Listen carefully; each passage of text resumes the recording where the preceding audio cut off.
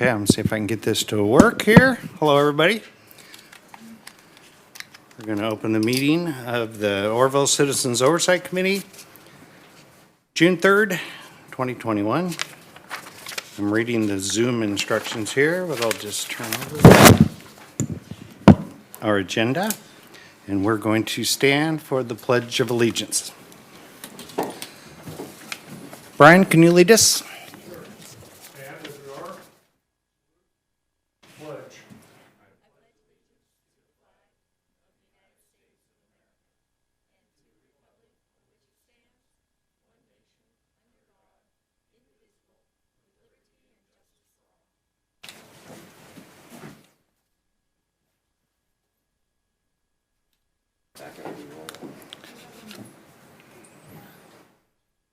Do we need to take a roll call?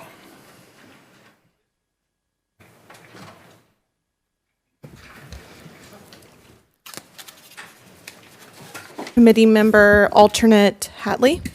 Here. Committee Member Smith. Present. Grover. Here. Member Flicker. Committee Member Malone. Here. Committee Member Castro. Present. Committee Member Seychow.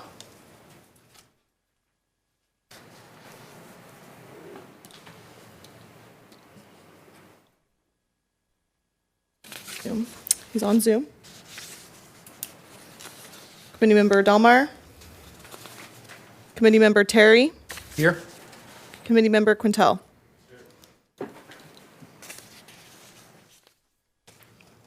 Committee Member Seychow, are you able? Here.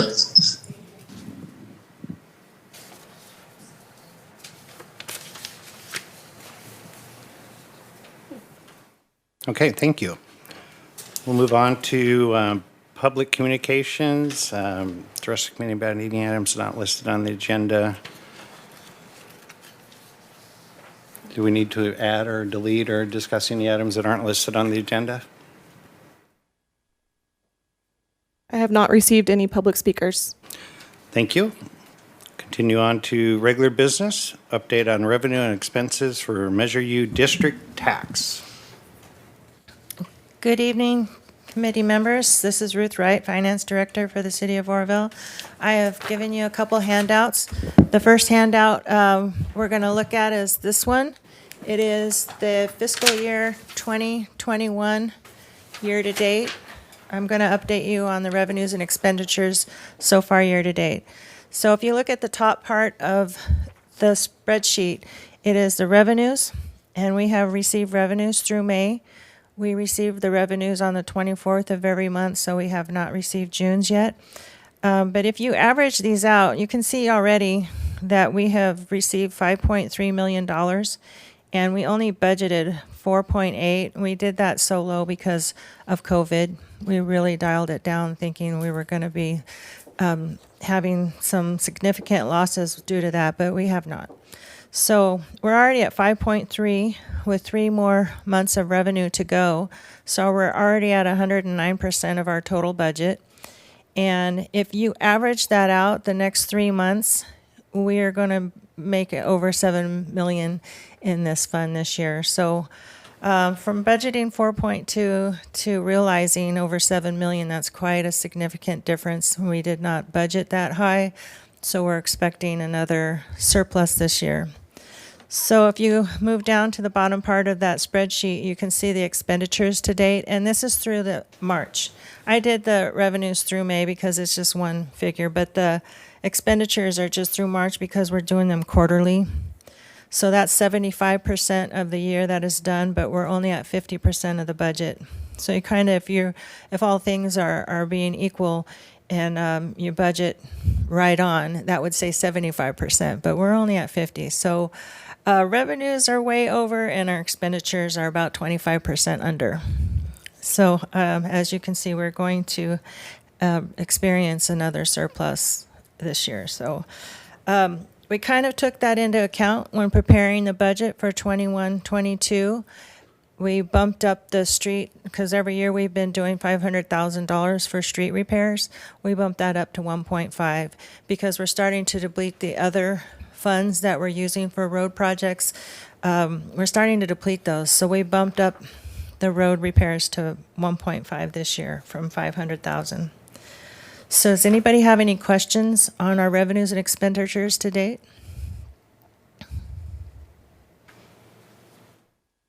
Okay, I think we're ready for the next agenda item. Okay, we'll move on. Thank you, Ruth. We'll move on to item number 2, review of Measure U district tax budget for 2021-22 fiscal year. So you have another handout in front of you. It is straight out of our budget book that we provided to council Tuesday night. And this is one page. It is the district tax fund. As you can see, it has the 1920 actual, it has our 1920 budget, and then we did a 1920 projected, and I had projected out, averaging out all the revenue that we've had so far, projected $7.3 million. And for 2021, oh, that should say 21, 22, all right, that's a typo. We are almost at $7.5 million in revenue that we are expecting for next year. So in budgeting the expenditures, we kind of basically went along with last year. We have, I broke it down by department this year. And if you look at the next page, that's by category. It's the same information, it's just in a different format. And then on the last page of that handout series is the positions that we budgeted in there. And so it kind of speaks to, like, if you look at city administrator, you're going to see back here there's an administrative assistant position and a code enforcement manager, associate planner, code enforcement technician, staff assistant. So you can see all the positions that correspond to the front page for the departments. The only thing that we have extra in here, as I already mentioned, is we bumped the street maintenance so we could do more paving projects to 1.5 million. And you can see that on under public works and streets. You could see that number is quite larger than any of the other previous years. And we went along and did the same thing, budgeting the transfers, so 1.5 million to the capital asset replacement fund. And I should tell you there, we've worked with all the departments this year, and we have a very extensive list that came to about $1.4 million this year. We are buying 9 police cars, a fire truck, not a fire truck, like an F-150 type vehicle, some equipment, a street sweeper, a Vactor. I'm not sure what that is, but it's for the sewer department. There's just quite a list. Everybody got to have their list in there, and it was so nice that we had the money to be able to budget for them this year. And anyway, that's basically what we did last year, so we're going to keep trying to do that so we can catch up with our aging fleet and replace things and do projects, and it's been really great. So does anybody have any questions about the budget? I'd like to add to that if I could, Ruth. Okay. I handed you out a packet that has a very colorful pie chart on the front. What the pie chart is on the front, it represents the positions that are listed on the chart that Ruth provided you that has the position controls on it. So it demonstrates to you in a pie chart form where the money was allocated. As you can see in the pie chart, the majority of the dollars for employees was put into the Public Works and Streets departments, followed by the Police Department, then followed by the Planning, and then Fire. So it kind of breaks it down, makes it a little more visual as to where those dollars went. Now, what we did to come up with this and how this was formulated was we took the list, which is the back stapled part of the packet with the color chart on the front. This is the synopsis of what the committee's goals were and what you felt that the priorities should be for the budgeting.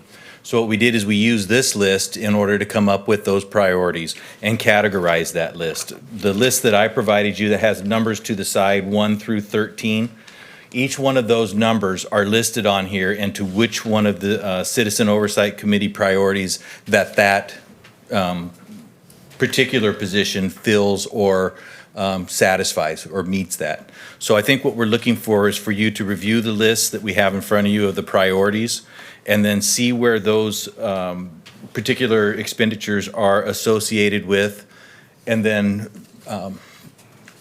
where we're looking for a affirmation from the committee that we did meet the goals of the committee, and that the Measure U expenditures do meet those goals and are appropriate. And I will try to answer that if that was confusing. It's not confusing to me because I did it, but oftentimes I do things and it's very confusing to everybody else, but I understand it completely. So if I can answer any questions regarding that, or how we did that, or how we formulated that, I'd be more than happy to. Yes, Well, I sir. do have a question. Morris, it's about just under number one, because I noticed the goats they're now actually behind the mission in the Yes. rail yard. Are that some of the goats that the city has brought in? Yes, those are the Because- goats. They're all over the city. Man, it is doing an incredible job. Well, last year, the goats, and you know, and it was the goats probably saved the city from a significant tragedy with the fire that occurred last year just across the river, because the vegetation being ate down kept the fire out of our core. So, you know, the goats do an amazing job. I was worried about having to do a fire break behind the mission. I'm not worried about it anymore No, we've, because the goats have provided a fire break. they do that. We've had them go down through Dry Creek, which is a safety issue for the city, because Dry Creek is actually the main drainage for all drainage in the city of Oroville as it takes it to the river. They have went down through there and ate the vegetation out of that so that we're gonna get better flow, we hope, this winter through there. I mean, some of the challenges that we have with that is the unexpected inhabitants in the pipe that goes underneath the city, and also the residual effects, I guess the stuff that's drug in there essentially. So, but the goats are a very important part of what we're doing. And you know, it's really nice to go down and see this, because there's a large portion of our community that really enjoys the goats. I mean, everybody's smiling when they're there seeing the goats, and I am too. I don't know why. I'm not a goat person, but I just like to see the goats. So, yes, Ms. Castro.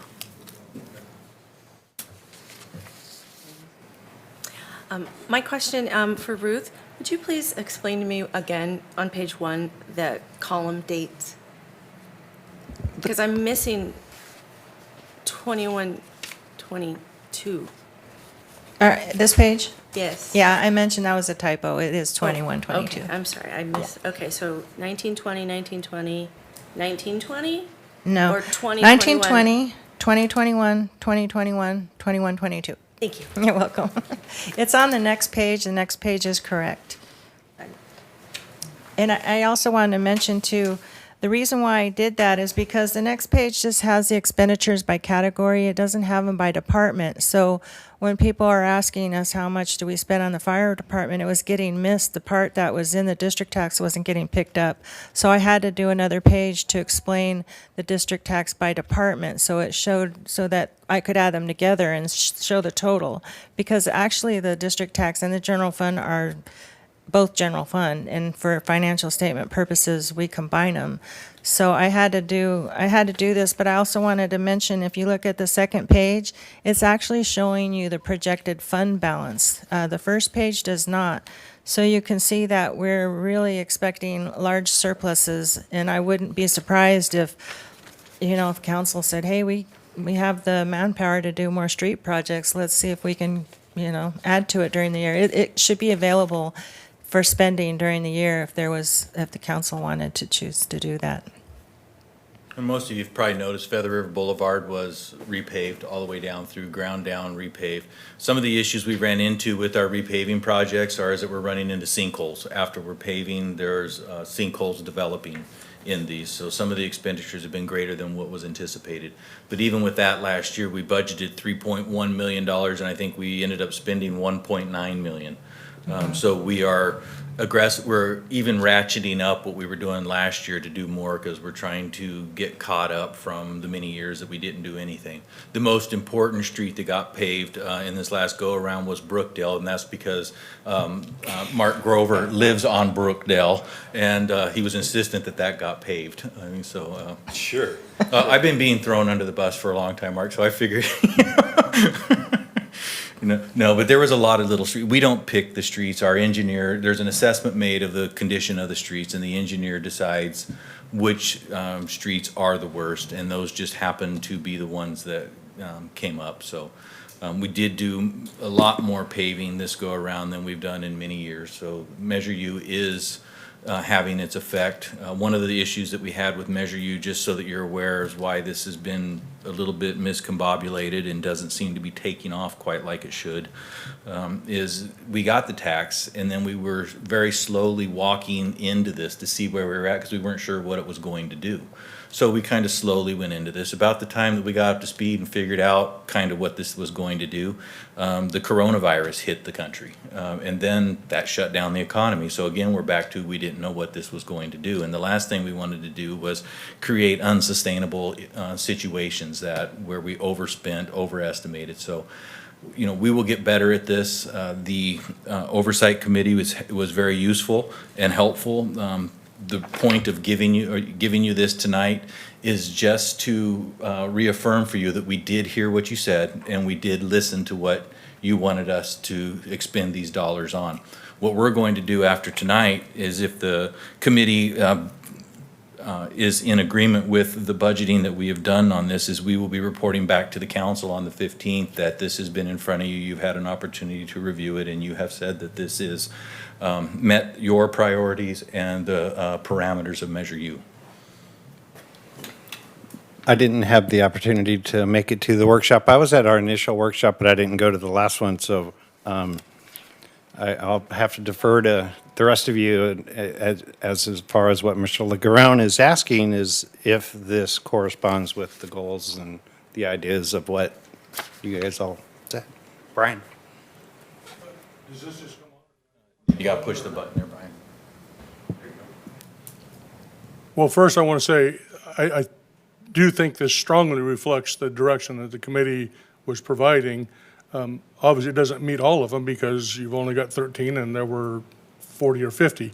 So, but I do think that you did a great job of following the direction that we provided and ensuring that these items were appropriate for the fund usage and in the direction we wanted it to go. Thank you, sir. Yes, ma'am. I have a question on on this page. Okay. It says page 1. And this might not be appropriate if we're talking budget, but I would sure like to see that 1.5 number significantly dedicated to what we need in the city in the next 6 months. I know we don't want to buy it down completely, but I think that we should be, you know, really, really proactive in using that money. I don't know how much of it is appropriate or you're comfortable with, but is that something that we can kind of keep in the loop on, or Sure. how does that work? You're referring to the reserve? Yes. Yeah, no, that is something, you know, as we become more fluid and comfortable with this, that is something that probably you'll see start to reduce. I mean, and the reason why putting 1.5 into a reserve essentially gives us a $1.5 million buffer. I mean, because if that money were never to arrive, then we just don't have nothing to put into the reserve. So it's kind of a buffer there, but as we get more comfortable and the economy becomes a little more predictable, you'll probably start to see that reserve, because we do want to pour that money back into the community, because the feeling of staff and our council, I believe, is that these revenues that the city receive is not taken or as a tax or paid to the city because the citizens of Oroville want to see us with a great big fat checking account. They want to see projects done in their community. So we want to put those projects back into our community as quickly as we can, but we also want to do it in a conservative manner so we don't create a situation where we're not sustainable, because the last thing we want to do is end up upside down. So with all of those words, yes, we'll start reducing that. What a wonderful world that we're up here going, spend money, spend money. Right? It's an environment that our That's city it. has not used experienced to it. ever. And I did some just preliminary numbers from Tuesday night. The measure used approximately 25% of the city's budget. That's significant. Yes, it's a huge portion of our budget, and the city is, there was many years when we didn't have adequate funding to meet all of our, the community's needs, and the community has slipped and fallen behind because of that. So fortunately, we have been blessed with this, and this will give us an opportunity, and it's gonna take time. It took us time to get behind, it's gonna take us time to get caught up, but this will give us the opportunity to get caught up, and then hopefully get caught up and stay in front of it. Thank you. On the reserves, to me, that's kind of a savings type of thing for us. And I'm just curious, is there a number set that will be maintained in the reserves in case, because economy is not this, economy is up and down. So if we're in the middle of a project or something's going on and the economy does this for a minute, to me, we should have money set aside in a reserve type program.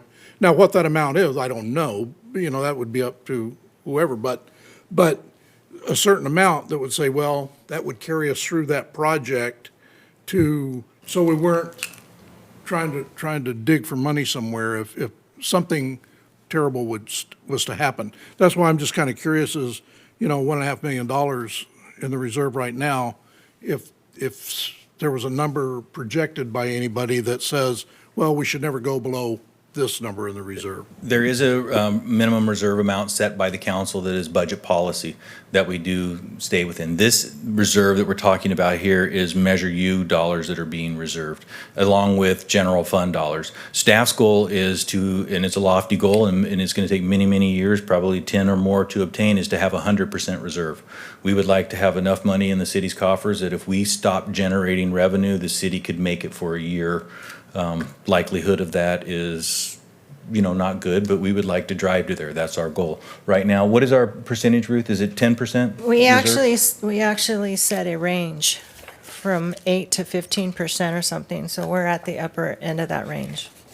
So we're looking to, because we believe in having a reserve at some point. At some point, it may become a ridiculous reserve. I don't think having 100% of your annual income is a ridiculous reserve. I mean, personally, but I don't set policy. That's, this committee would have to give a recommendation on that, and then our council would have to set a policy on that. So, but we are approaching this from a very conservative approach.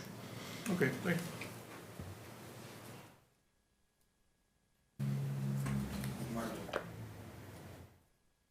Is there statements on this topic? It is an interesting issue to have, spend the money, as opposed to we're broke, we can't do anything. Now you actually have to work a lot harder now that you have the money. I don't know how the staffing is here at the city, but in the business I'm associated with, we can't find anybody that wants to work. So I don't know if you guys are struggling with that or not, but it's a challenge. It's a real challenge. I think we all are. I mean, when you work in an organization that for decades has been not had adequate funding, a culture is developed. I mean, and so that culture is something that we struggle with, that we have to find a way to change the culture, that, when something's broke, fix it. Don't try to find a way to put a Band-Aid on it until tomorrow, fix it. I mean, so we are having those struggles. We're growing up is what it is, and we're struggling with that. I mean, so we're struggling with actually having the money. I mean, have our head down and our hands folded, concerned because, we have to go buy something that's $50. I mean, and it's just like, our community has blessed us. They've told us they want us to do these things. Start fixing things. I mean, getting it done, so. Mr. Chair, I have committee member Say Chow with his hand raised.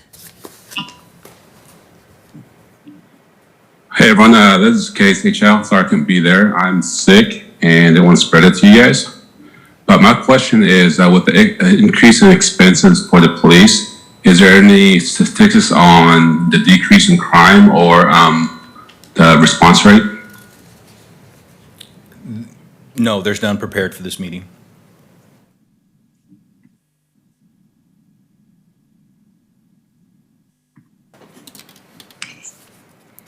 Did you hear that? Okay, that's all. I'm sorry. Just wanted to make sure you heard the response, that there's nothing prepared. There's nothing prepared. If there's something that you're looking for specifically, you can certainly get a hold of me after the meeting, and we can work on that and try to get that data for you. Right now, the police department, like all police departments, is struggling. The profession is not one that a lot of people are looking to get into right now. And some of the individuals that are looking to get into it are not ones that you would want in it. So we are doing our best, but it's a difficult, a very competitive environment now for new police officers and transfers or laterals. So it's a difficult area right now, but we are working on that. We are depleted in the police department. We are reducing back to our basic core services, which means patrol. Other programs are stopping, because our primary focus is delivering that service when somebody accesses the 911 system. So there would be no correlation directly right now with these dollars with the crime statistics in the city of Oroville, because of the fact that our forces are depleted. If we were at full force with these dollars, then I think there would be a direct correlation. But right now, we're just so short that the correlation just can't be extrapolated out and be a reasonable one based upon the funding versus staffing. All right, thank you. Thank you.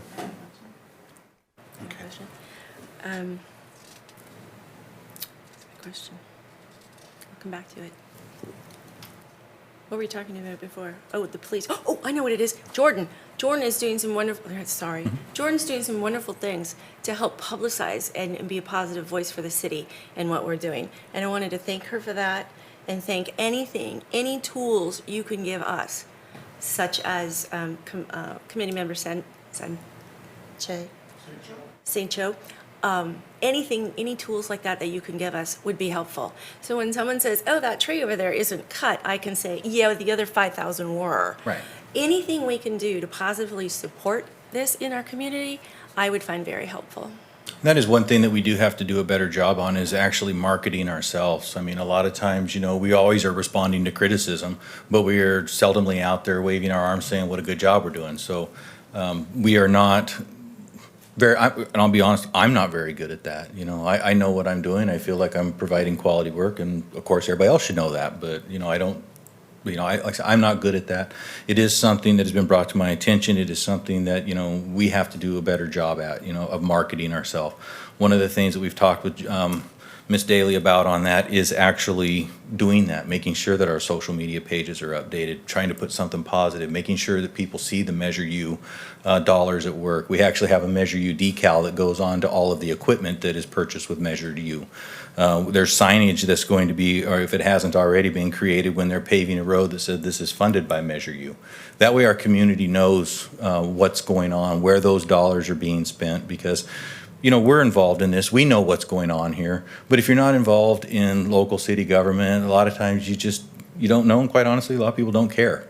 But they do care when they hear they're paying an extra 1%, and they need to know what those dollars are being spent on. And I think there's a lot of things that we should be proud of. So that is something, Ms. Castro, that we're working on that, and I can tell you a lot of it, I struggle with that. So I will try to do a better job and work with the people that are providing that. I think that's a really good point, Jordan. Start documenting and tracking all your successes, because we are actually doing a lot of good stuff, and you're right, not everybody knows. If it's an issue staffing police department, all they're going to say is, they took all of our money. They didn't hire anybody here. They didn't, increase our safety. But there's a lot of good things going on. So you're going to be a PR person now also. Mr. Chairperson, if the committee is in agreement with this, could there be a vote by the committee that this is an appropriate expenditure so we can report that back to the council? Absolutely. We have a motion and a second, and I'm not sure exactly how you wanted to word that, Mr. LeGrand. Just that we've reviewed and we support the Yes, budget. yes, sir. Okay. So we do have a motion and a second for that. Do we need to do a verbal roll call or vote, or can we just do an aye or nay? Let's just do a verbal.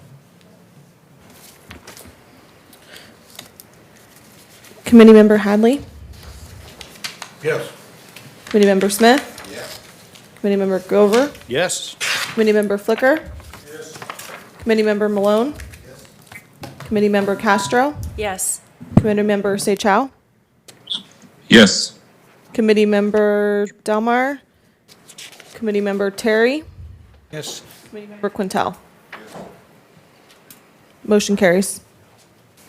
Thank you. Item number 3 is the approval of the minutes. I will look for a motion and a second to approve the minutes from March 9th and April 15th, please.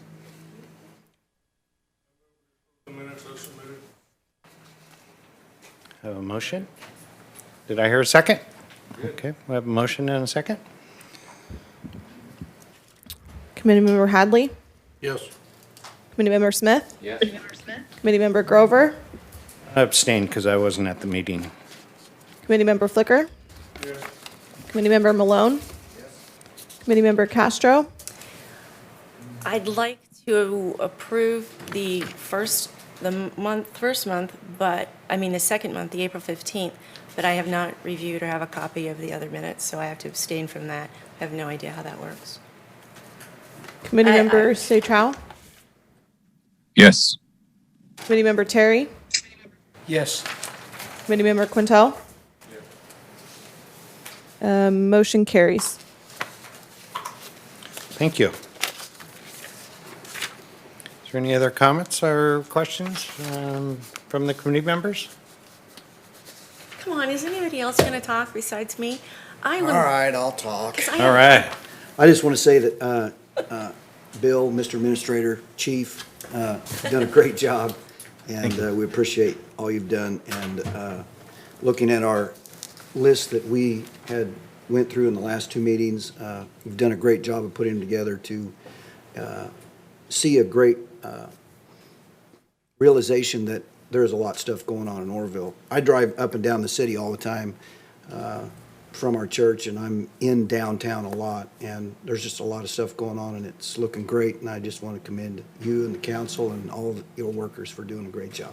Thank you. And I have to share that with Ruth. Ruth does an amazing job on our budget every year. That's right. You're great, Sister Ruth. We like to refer to her as she's our head figure. So, thank you. Okay, well, if there's no further comments, burning desires, then we're going to adjourn this meeting. Oh, I do have a burning desire. You do have a burning? Yes, are we short a committee member?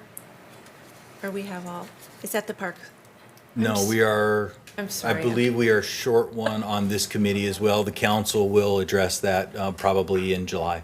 Okay, just, great, thank you. Can't remember what committee I'm.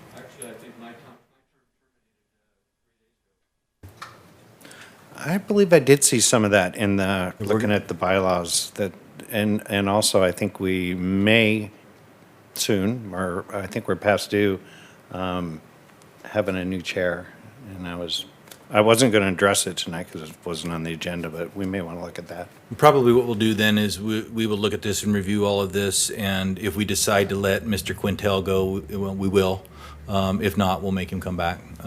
But we will have a meeting probably in July, just a formation meeting to figure out the chair and the vice chair and reestablish whoever, or not reestablish those that wish to stay and reappoint, that the council's reappointed, and also introduce the new member. That way we just have it formed and we're ready to go at the next meeting. Super. Well, I'm going to adjourn.